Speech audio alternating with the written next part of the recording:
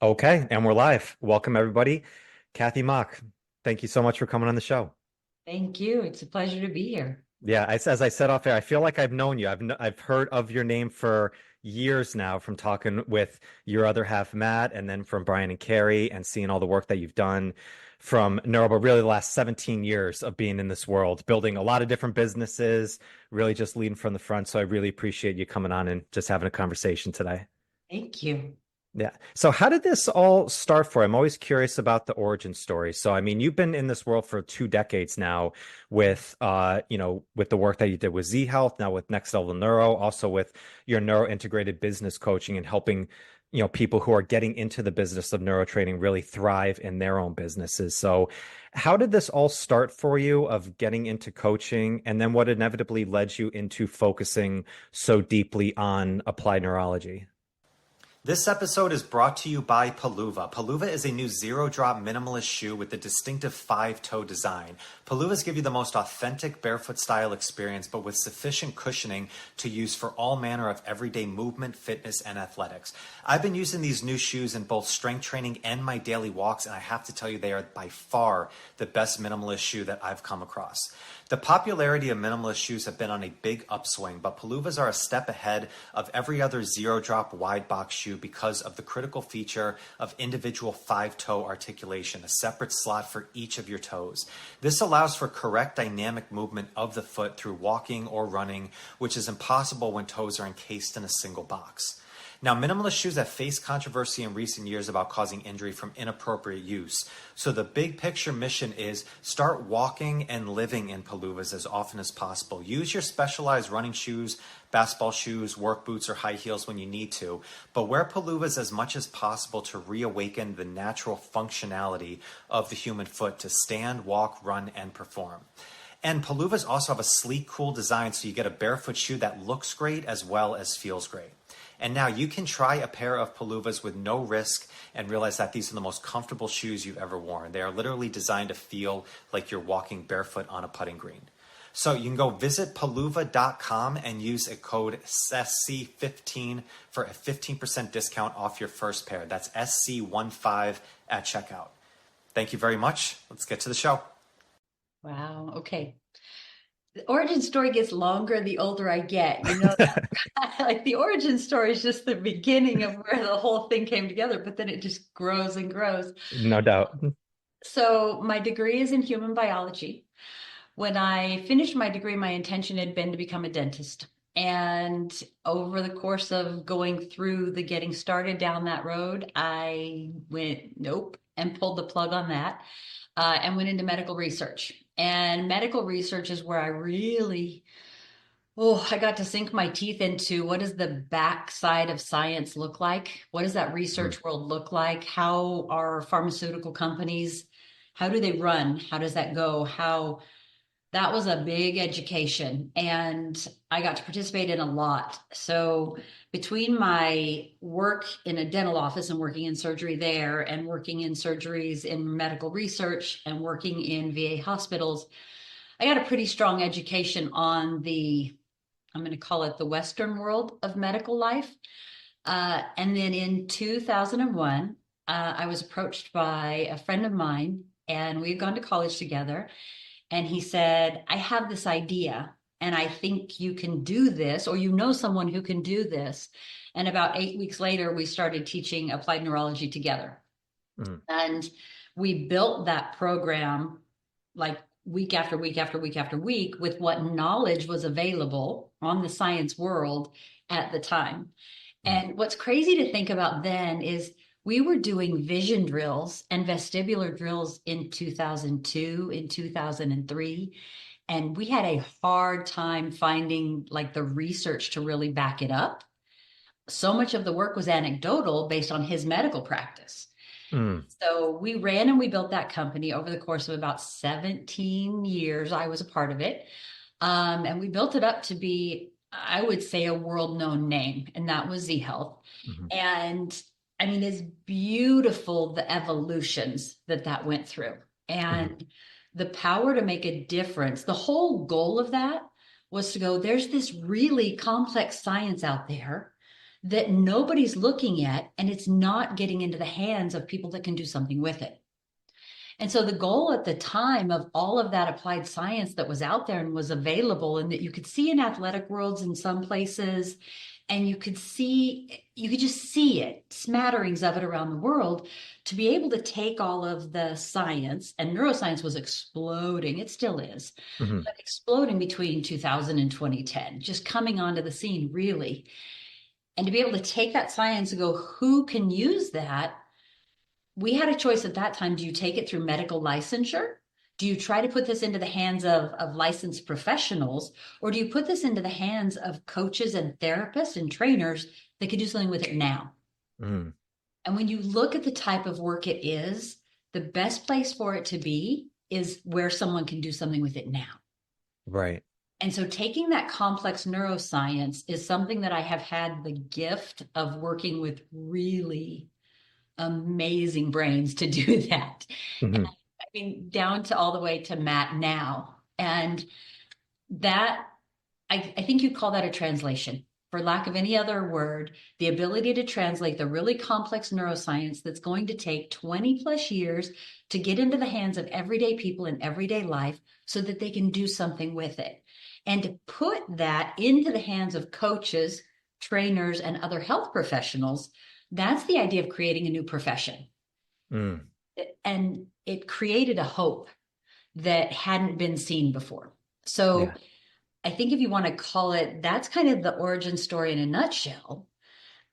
In 2017, I sold that first company, but along the way of all of that growth, and I think anybody that's ever built anything can tell you, it's a grind. It is a constant grind. What's the look? What's the feel? What's the color? What's too much science? What's not enough science? What depth do we teach this? What's legal for a coach or a health practitioner to do within their field? Yeah. They're not a doctor. What's legal for them to do that is actually still, it's not passive, but it's active athletic coaching and training, right? And performance. So how do we do all of that? It was a grind for all those years.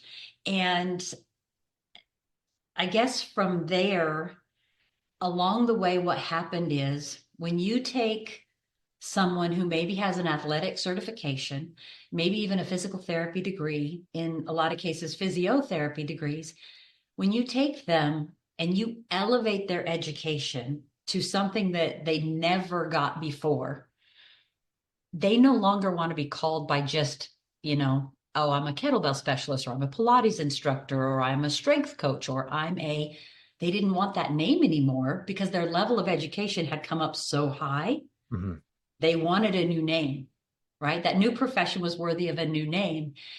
And the reality was there wasn't necessarily a new name to give them other than going, okay, you are now practicing applied neurology, right? I mean, most of the world isn't going to recognize or agree upon a name. Right. I think you hear functional neurology and applied neurology a lot now, but in the early 2000s, 2010 and so forth, they didn't have that name. Well, here's the problem. And you kind of asked about the origin story. This is part 2 of that origin story. A lot of those coaches were so excited to go out, and they had a name and established reputation. They were maybe really good at helping middle-aged people lose weight, or they were really good at creating strength, or they were really good at, and they all had their titles and their tools that they used. But once they put neurology in and around it, suddenly when they were talking to their clients, it was a foreign language. So here I come to you, and Mike, maybe you're my strength guy and you've been helping me get stronger and you've been helping me lose weight, and I show up and I work with you, and all of a sudden you're like, wait, you tell me you want to look in my eyes because you think Hmm. if you do a vision drill with me, I'm going to get stronger. And I'm like, okay, you're a freak. I don't know why. Right. Right. And you're saying something about my vestibular system. No, I don't have any vestibular problems because I don't know, I had an ear infection as a kid, but it made me dizzy once. Hmm. You're my strength guy, right? You showed me how to use kettlebells really well once upon a time. Why do I need you to what do you know about any of those things that blah, blah, blah. Hmm. if you can kind of hear that disconnect, as a coach with that level of knowledge, you're dying to show people what they can actually do with that information. And yet they didn't come to you for that. Mhm. And so a lot of people their businesses began to not fail, but struggle, because with the new tools, they were excited, but they didn't have the ability to actually communicate it in such a way that their clients understood it. So the passion of applied neurology coupled with business coaching kind of brings me to the life of where we are today. It's beautiful. Yeah. So there's a few threads I want to pull on that, Kathy, there, because I want to ask you a bit about the grind at the beginning and kind of the evolution of what you did from Z Health now going into all that you're doing now. When your colleague came to you with this idea and said, I have something here that I think is interesting. What was like that original idea? Was he seeing benefits of this type of work in other areas? Because you said there wasn't a lot of research around it. What was that kind of first conversation and that first, collaboration between you two, and which eventually led you to, okay, like this is something that we want to approach and see if we can dive deep into this? Well, that first conversation came because he had studied under other people and with other people and done a lot of martial arts and a lot of physical movement training. And so out of Russia, you had a whole lot of body movement systems. And I mean, in Russia before 2000, from a health and athletic perspective, they were killing it in the Olympics and so forth 20 years earlier than that, and 30 and 40 years earlier than that.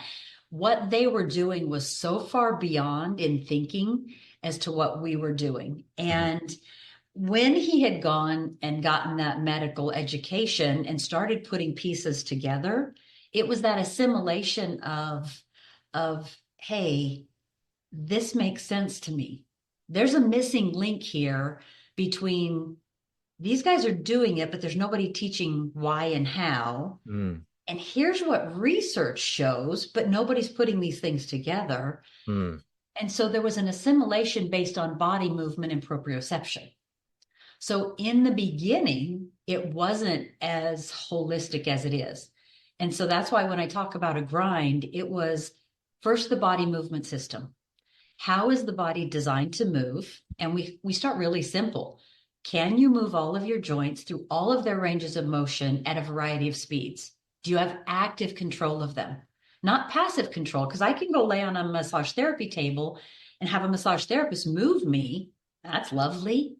yeah. The ability to actively control all of my joints, move them in ranges of motion, and have enough strength to generate force from them.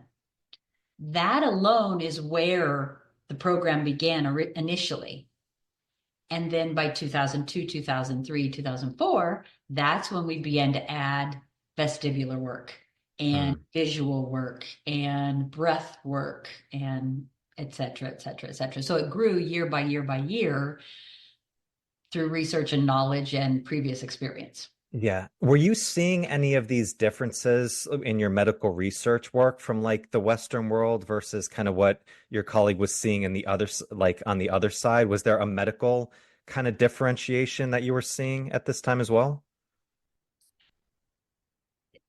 I think there's always been a differentiation, whether it can be articulated or whether it's trusted or identified verbally. I think there's always been a differentiation because even in the Western world, there's been a desire to bring in the holistic approach to health, Mhm. right? So I think, that's kind of, I don't want to say that's more outside my scope, but it's kind of almost more outside my scope. Yes, there's always been a differentiation. Mhm. I think America has taken a pendulum swing approach into a very medical, very pharmacological idea of thinking. And I think there are those people within America that are like tooth and nail trying to pull us back to go, wait a second, we're not sickly. We're fabulous. We're fantastically made, right? And our capacity is huge when you look at all of us. I think there's Eastern science and Eastern health and Eastern medicine that does look much more holistically at the human body. So, yes. Yeah.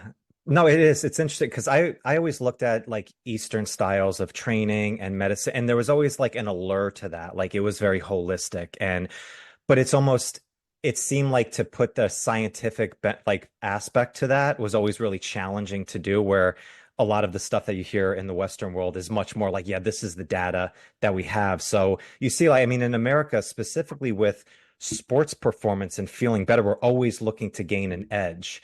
But when I first really heard of neurotraining from some of the people that you've taught, individually, it was still something that that word neuro almost seems like it goes over the head of like coaches of like, is this so detailed? Is this so complex?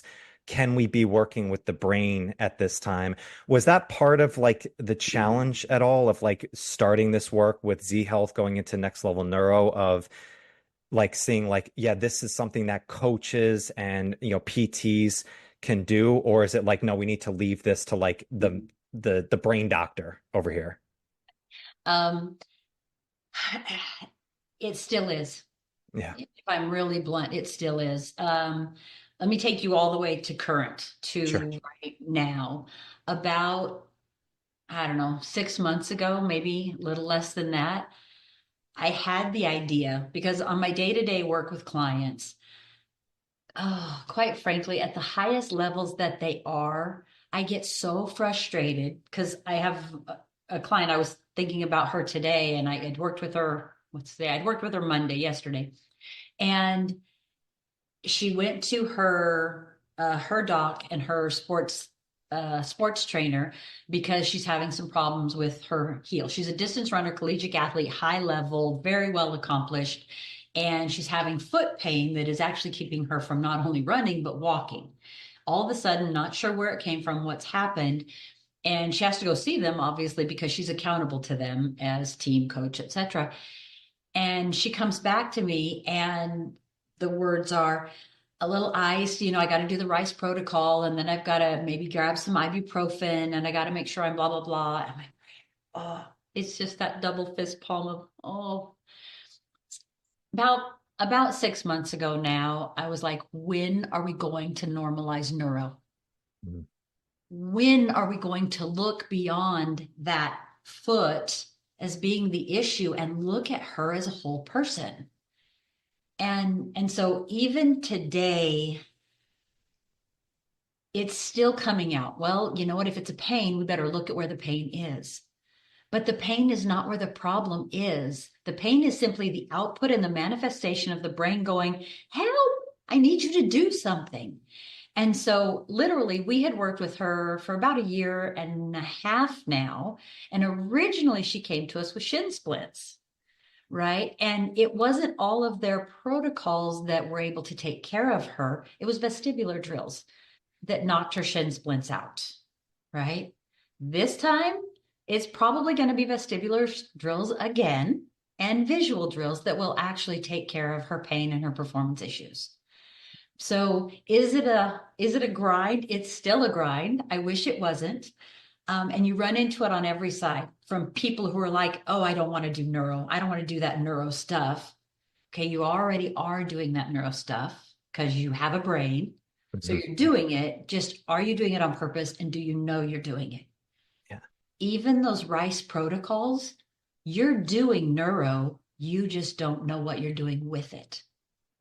And Mm. so right now, it's a never ending battle because people don't know what it means to do applied neurology. It's still a new enough approach to communication that people still go, I have an owie. Can you fix Right. my owie? And they'll point to their shoulder.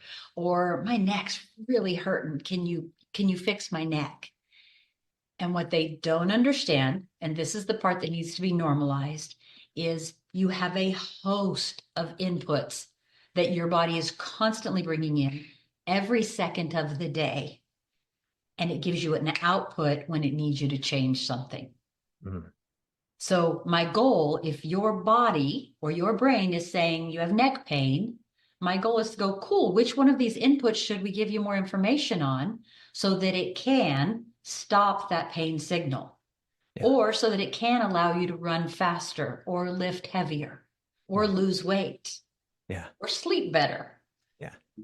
So if you can explain that a little bit more for me, because I think it's interesting if somebody might think like, how can like shin splints be a cause of something neurologically that's going on in there? What's happening in like our neurology that's causing these things to pop up? As you said, it's like that's the symptom that's going on, but the nucleus of the problem is happening something with the CNS system. So if you kind of go like into like the deep dive of what's happening in our neurology when these chronic issues come up where it is like a shoulder or it's a shin or it's a foot or something like that. What's going on underneath the skin here?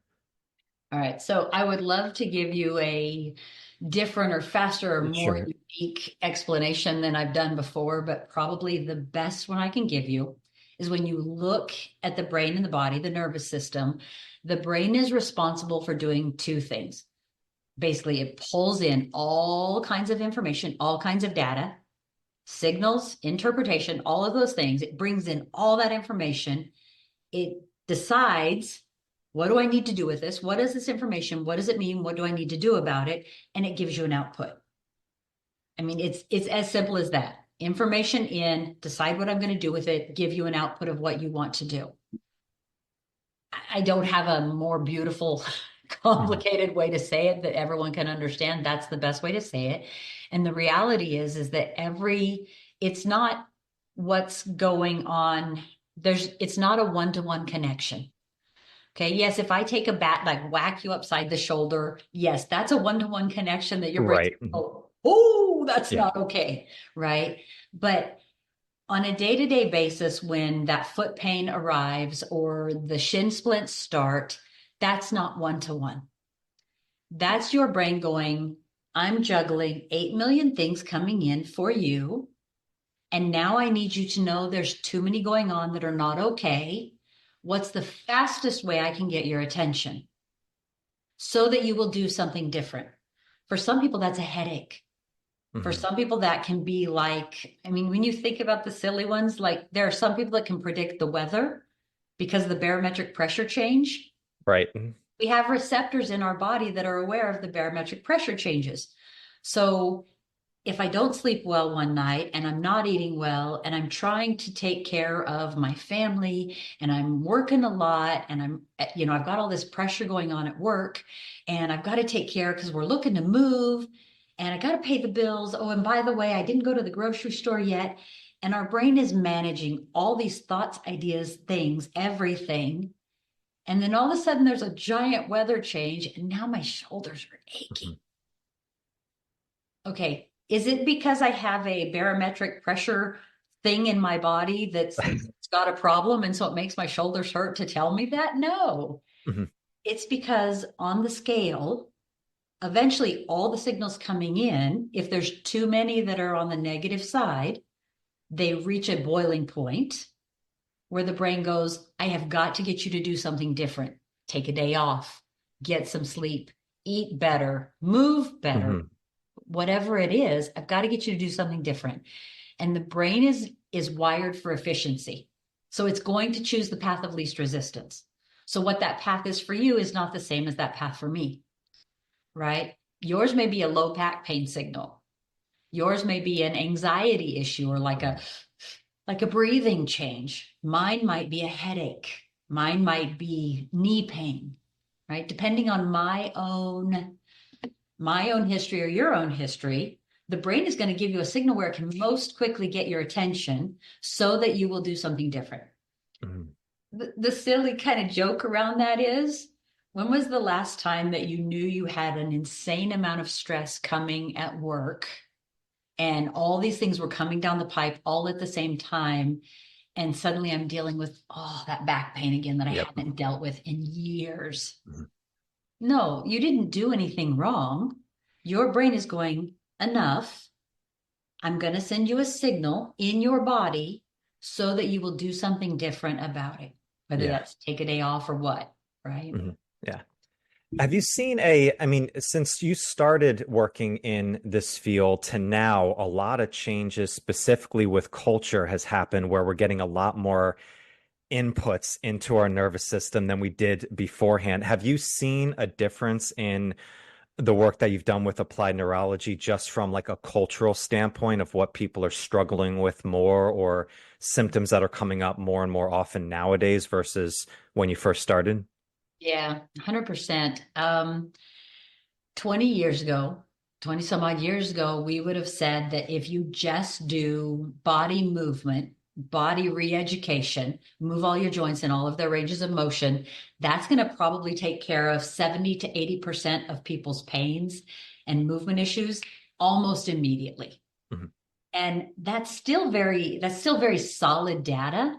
But with the constant influx of information, with the volume of hours that we spend in front of a TV, in front of a computer, in front of a tablet, in front of our phones, with the amount of exposure to, I mean, the less healthy food, the less healthy the environment, and all of that, it's almost incumbent upon us to actually have other ways to do two things. Number one, inhibit some of the volumes of information that are coming in to the brain. And number one, activate some of the other areas of the brain that aren't being challenged well. So if all day, every day, I'm sitting in front of a computer or I'm working on my phone or I'm at a digital device, if I'm not getting sunlight, if I'm not getting fresh air, then I'm getting a huge influx of certain types of signaling. I'm not getting that movement signaling that my body might need. I'm not getting a change in the visual input that I might need. I'm not getting a change in the vestibular input. My breath input is hampered. We can go on and on and on. So, literally, at this point, it's almost a necessity to be able to say, okay, I need to be able to take a really good history. What is it you do on a daily basis? How do you eat? Where do you live? What's your lifestyle like? Because what might have been, I would never say it's a one-to-one connection 20 years ago of, hey, everybody needs these drills. Everybody needs these feet drills, or everybody needs these vision drills, or everybody needs these things. More we have to dive into the deep end, and we have to be more quickly able to assess your cranial nerves, your visual system, your vestibular system, your insular cortex, so your vagus nerve, etc., because those systems are so heavily taxed in our world today where they weren't 30 years ago. They Mhm. were completely different 30 years ago. Yeah. Definitely. Is that a reason because especially with the vestibular system, that so much of what we're seeing on a day by day basis is short distance. It's like right in front of us, where our phone's in front of us, where we're in front of our computer. A lot of people work from home now, so everything's just their four walls, and we're not getting that like deeper gaze. Is that something that's maybe changing our vestibular system of what's going Oh, on? yeah, for sure. I mean, the one undeniable physiologic law that we still you can't argue and it still got reigns supreme is the said principle. And that's the one that stands for specific adaptation to impose demand. Mhm. And that idea that we are always adapting to exactly what we do. We're designed to do so much more, right? But our body and our brain will go, okay, if this is the box we're living in, if we're at a computer in this space, inside these walls with this lighting, and this is what you want us to get good at, we're going to get really good at it. Yeah. And so now when you want to go outside and you decide you want to jump on a bike or go out on a field and run or go for a jog or go play, your body's going, hang on, we just spent 8, 10, 12 hours sitting in a box, looking at a box Mhm. in this little space. How do you want me to see the great outdoors? Right. And so it's not impossible, but you have to understand I could never claim to be a professional athlete like track and field and throw the shot put if I spend 12 hours a day in one setting and 1 hour a day throwing a shot put. Mhm. I can never assume that my brain and body will ever be as good at the shot put as the computer, Right. right? Yeah, it's interesting. I've referenced this book on the podcast a few times called Blue Mind by Wallace Nichols. And it's a lot about the biology of us connecting with water and why people who live on islands are much more calm, like the mindset is much different. And one of the chapters I've always referenced is that long distance gazing, he says, where like even the most stressed out, anxious person can sit and watch a body of water and be content just sitting back, or going hiking and seeing like a long gaze out. And he didn't talk about the vestibular system or really the vision of what's going on there, but just kind of said, yeah, go do this more. But I'm wondering, that's got to be something that's going on neurological with Yeah. changing that setting, in our system. Yeah, absolutely. I mean, yes, there is. There's a lot of systems at play there. I agree. Yeah. So with your time from starting with the work that you did in neuro training to now, what's been some of the biggest evolutions and, things that you've seen that have changed over time that you've seen are so much more important now that you've done more research on it or gone through? Like, what are kind of the longest levers of the difference of how you teach neurology now versus when you started in the first few years? Well, that's a really great question. Um, I think if I were to say it like this, originally because the work that we did in that original company was grinding and figuring out what are the important pieces that need to be brought into this build of how we create applied neurology training. We were pulling in systems from scratch to go, okay, this is really important based on the science that's out there and based on the highest performers and what we see them doing and based on successful pain research. And so the ability to pull all that together, it was very much, it started as linear in its progression of thought. And it was taking something really complex and having to make it linear so that it could be understood. And probably what I would say the biggest change is the ability to take all of those systems from your visual system, your vestibular system, your lymphatic system, all of them, your cranial nerves, and actually integrate that from the very beginning to help people understand if you're doing a body movement drill, like a foot drill, for example, and I'll keep it really simple. If you're doing a foot drill, for example, there's a cranial nerve, a breathing component, a tissue component, like the whole thing is integrated. So I think the longest levers are that we've actually incorporated the complex science in such a way to make it more simple from the get-go. So originally, we had to teach this as one system at a time. And now looking at it effectively in the rearview mirror and looking at where we're going, we're going to start teaching you the parts of the brain from day one. We're going to start teaching you the different systems of the body and what the brain pathways are to those from day one. We're going to start teaching you how the body responds to stimulus immediately from day one. Like, we're not going to teach you one part of like strength training, for example, and then later teach you how that applies with the visual system and how it applies with the vestibular system. But we're going to go, okay, if you want to get strong, here's what you need to know are the pieces of that puzzle. Mm. Right? Here's the different brain areas that are relevant in that. And here's how you can assess them from the inside out to see which ones are most important to reach your goal. Mm. So we almost now have enough knowledge and application to start at the end and work our way backwards.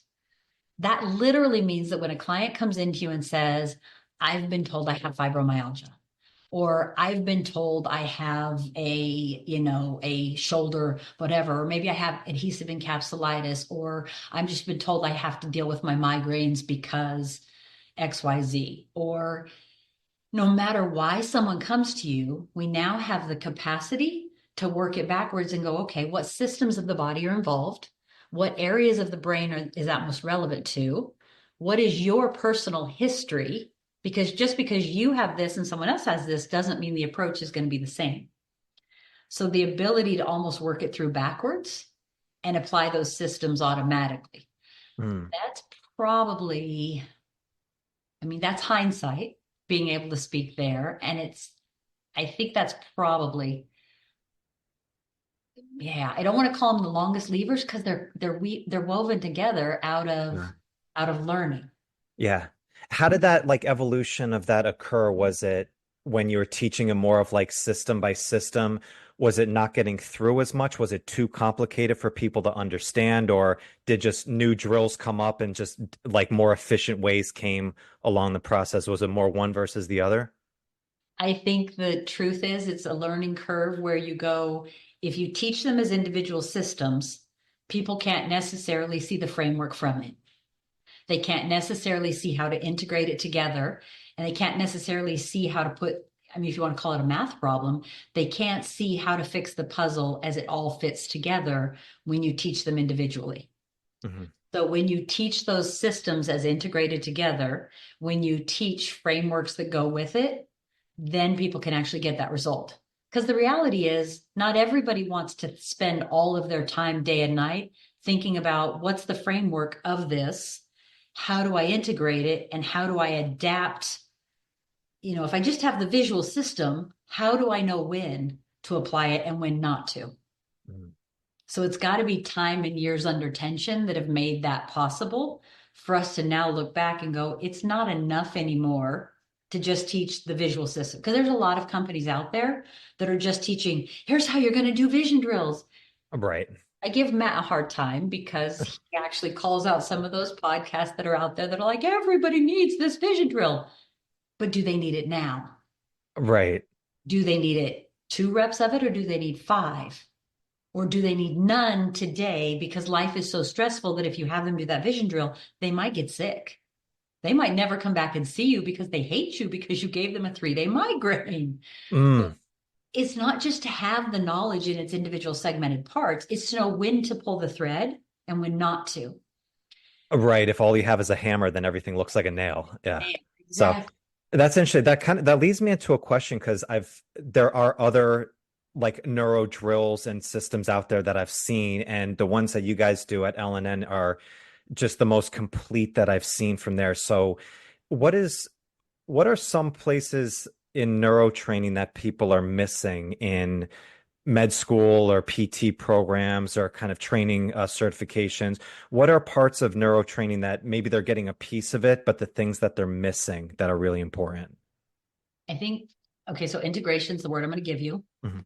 Integration is number one. Order of operation is number two. When to use it and when not to use it is number three. And number four is how much, how often. Um, if I just kind of go through those in order, you kind of said, what about in medical school when they do this, or when this school when they do that? No. So the thing that you have to know about medical school, chiropractic school, etc., they're not teaching applied and functional neurology in the core curriculum. So unless you're going to go back and unless you're going to go get pieces of this education and put them together yourself or go study it under someone that's been building it, you're not going to get this. Yeah. So, and I mean, I used to be afraid to say that, but I'm not anymore. Oh, I get it. Well, 80% of them aren't teaching anything about nutrition either, but people are taking nutrition advice. Yeah. They're not. And yet Yeah. that's who we go to because we didn't know we could go to anyone else. Exactly. Yeah. So I want to ask you a bit about anxiety, because I think neurology plays a huge part. And you had a quote that I love, which is anxiety is not a cause of stress, it's an output of an overstressed nervous system. Can you elaborate on that? What does that mean? So if you could begin to think about anxiety the same way you think about fatigue, the same way you think about ADHD, the same way you think about cancer, the same way you think about shoulder pain or neck pain, the same way you think about running a faster mile, the same way you think about lifting a heavier weight, if you could put them all on a spectrum together, anxiety fits on that spectrum. And the only way that I get to actually manage that anxiety or preempt and stop that anxiety is by changing the inputs going into the system that are giving you that anxiety output. So that system is overcooked, and anxiety has become, for whatever reason, because anxiety is very multifactorial. Hmm. Uh, Anxiety can come because, well, oftentimes it's related to breath work. Mhm. But it can come when life and food and sleep and breathing and poor movement patterns. If I have a visual system that doesn't function together, if I get conked in the head and one side of my vestibular system, because we have two different sides on our vestibular system, if they're not sending the same signals to the brain to tell me where I am. So anxiety can come from a huge variety of inputs, and that's the one output.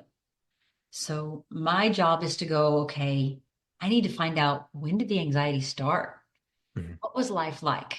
How was your eating? How was your sleeping? How is your training? How are your eyes doing? Mhm. What's happening with your breathing? Have you had COVID this year? Have you had a cold or a flu this year? Mhm. Because any of those things will change my breathing. So, I mean, I love the quote, but I almost feel like the quote answers itself. Yeah. It's almost incumbent upon me to go back to the beginning and care about the person enough to go, yep, you've got anxiety. Let's take a look at what's contributing to give you that output.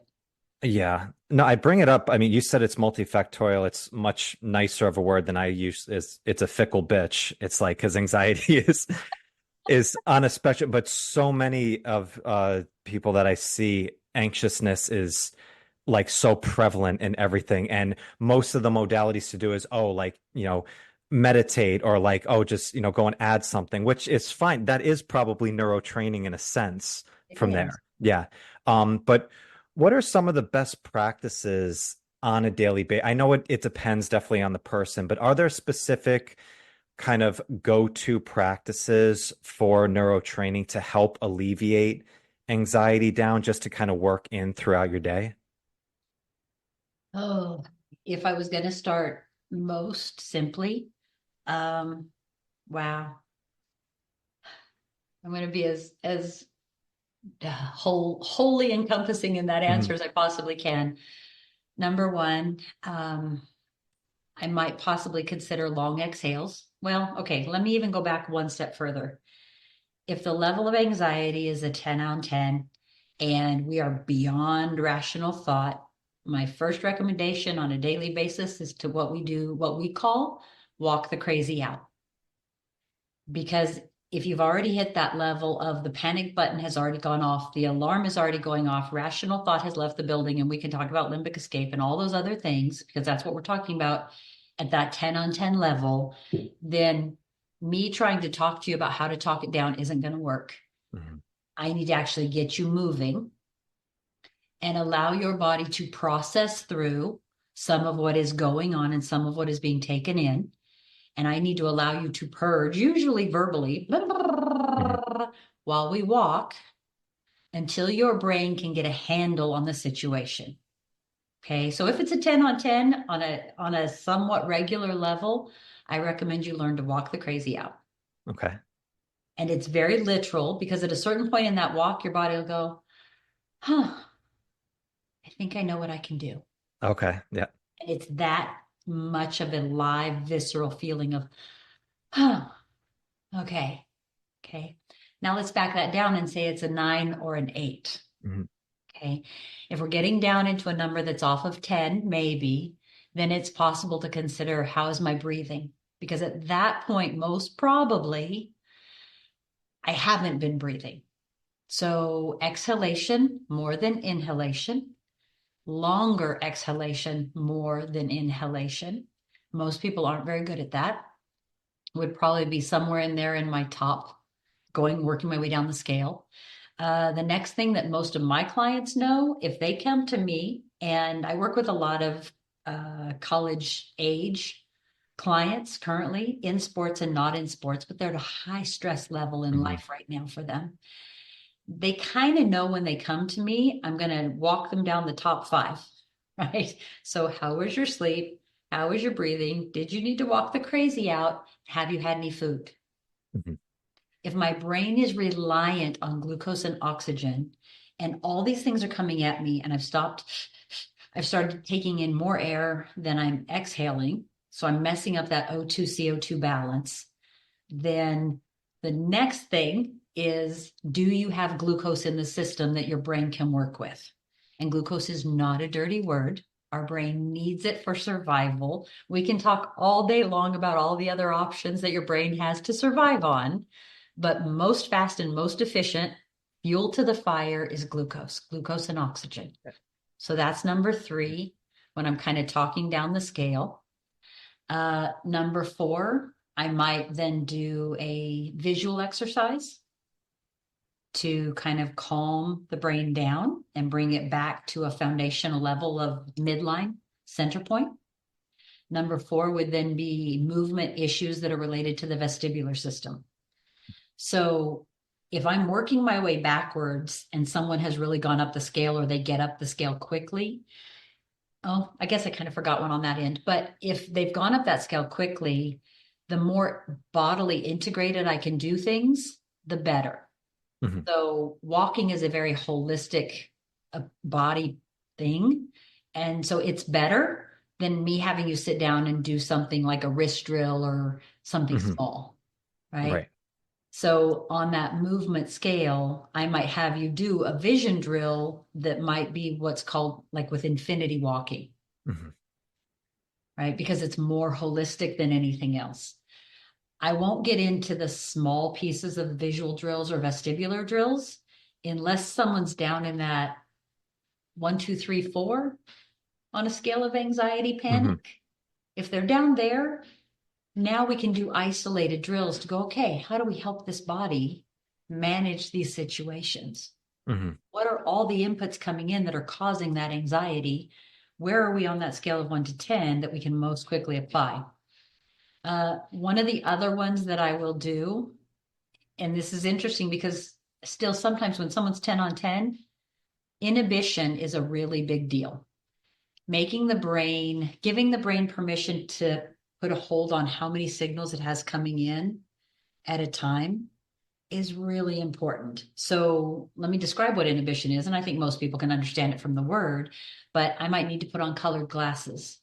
I might need to put on dark sunglasses. I might need to get out from in front of the blue lights, the computer screens, etc. I might need to go out and look off into the distance. So inhibition by changing the visual component, inhibition by adding an earplug, usually in one side or the other, but sometimes it's both. Okay. Inhibition or adding information by wearing an old school ab belt, like an old school neoprene belt. Because, and there's a whole lot of information here that I'm just going to leave out, but that ability to kind of contract everything around the vagus nerve, warm up your insides is a really big deal. If someone is already at the top of that anxiety spectrum, oftentimes giving them inhibition tools sometimes will just piss them off. Yeah. I had a client about 2 weeks ago. I had no idea how far along the anxiety scale she was. So we started with inhibition. First, we started with her glasses, then we started with an earplug, and then she got the ab belt on. And about 30 seconds in, she's like, I can't do these. I'm like, okay. And then as soon as she did that, I knew I'm like, okay, I need you to grab your phone. Let's switch off your computer. Let's go. We're going for a walk. Let's go. Because the inhibition tools aren't necessarily okay when a person is that far down the rabbit hole. Yeah. You got to give them a lifeline of movement first, gross body movement, gross motor movements to bring that anxiety back in line. So that's what she and I did. We went for a walk together. Like I had her just on a phone call and we were just chatting. And she was just yammering away. Right.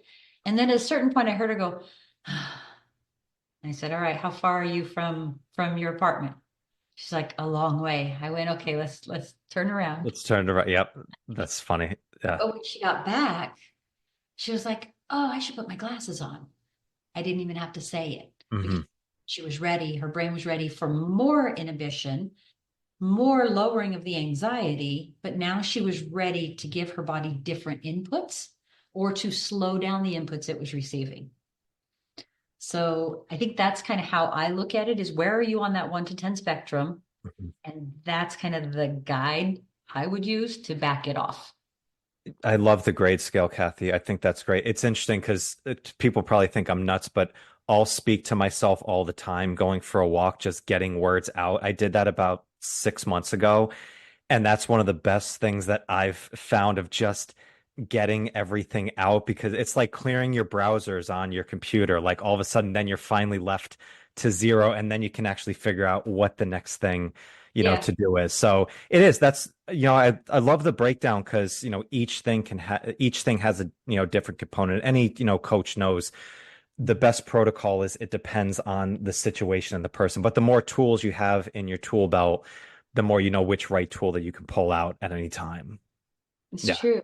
I Yeah. think that what you just said is probably the most respectful thing that we can do for people.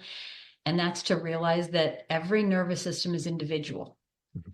And the faster we can apply an individualized n equals one to their situation, the faster we can get a result.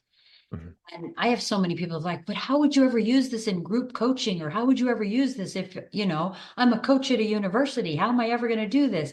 You get really good at doing it really fast Mhm. for the individual, number one.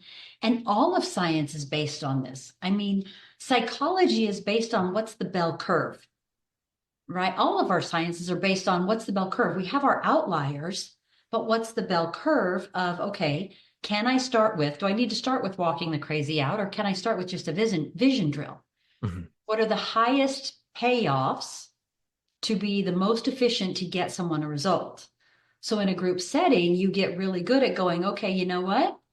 These drills are almost always good for everybody. Let's start with them. Right. Start our warm up or our workout or our training or our coaching session with these drills as part of our warm up. And that's, if you're going to normalize neuro, that's 100% what you have to be able to do is go, what are the vision drills we're going to do every day throughout the day? What are the balance drills that we're going to do every day throughout the day? And when I say every day throughout the day, this is the same as my personal hygiene.